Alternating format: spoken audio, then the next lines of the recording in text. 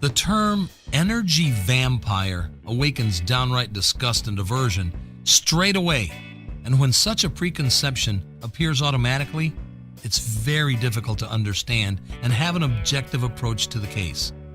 Therefore, let's drop the label and look at what the people behind it really are.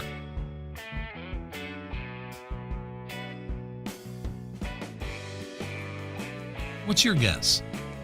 Are these people happy when they bring someone down?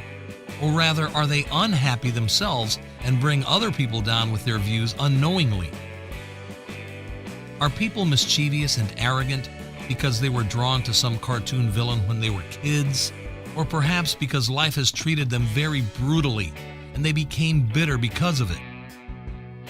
How does an attitude make them fall into a vicious circle and time after time pushes people away from them? These were two rhetorical questions. These so-called energy vampires are people that have been cruelly treated by fate. People who have a lot of problems, unsure of themselves, unhappy, unaware. People who do not have many friends and push others away. People who have fallen into a vicious circle and don't know how to get out of it. People who often mask their insecurity and low self-esteem as arrogance and aggression.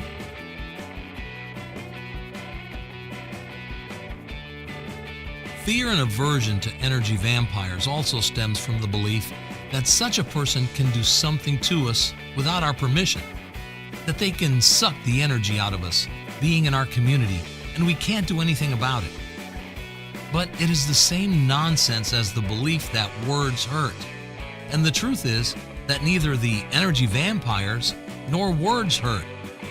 You hurt because you're so gentle. Just a word of criticism about the fact that you have ugly shoes and you're already in a bad mood. This makes you easy to control. It only takes a stranger telling you off while you're driving to have your pressure skyrocket or even be ready for a fist fight.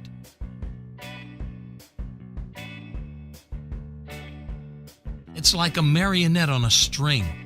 If there's stimulus, there's a reaction. Automatic and thoughtless.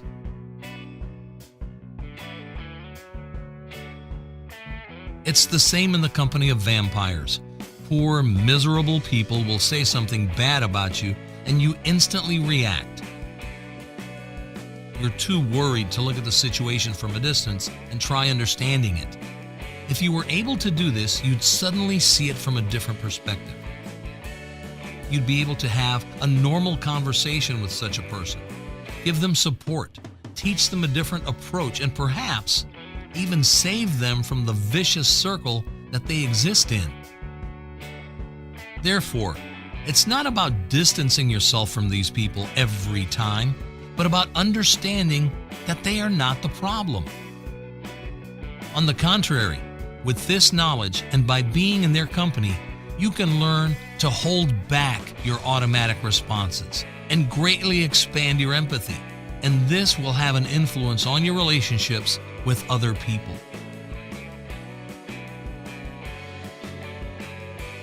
Imagine that your boyfriend or girlfriend yells at you, but you don't get angry and feel a distaste for them because you know that this verbal aggression stems from their suffering and hurt feelings.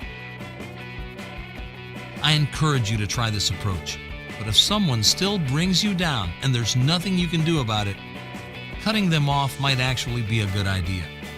However, try this method in less demanding situations. If you want to check how confident and aware you are, please go to my website, robertmarchell.com, and take a short and completely free test. Thanks for watching. If you'd like to see more movies like this in the future, please subscribe to my channel and like my Facebook page. See you next week.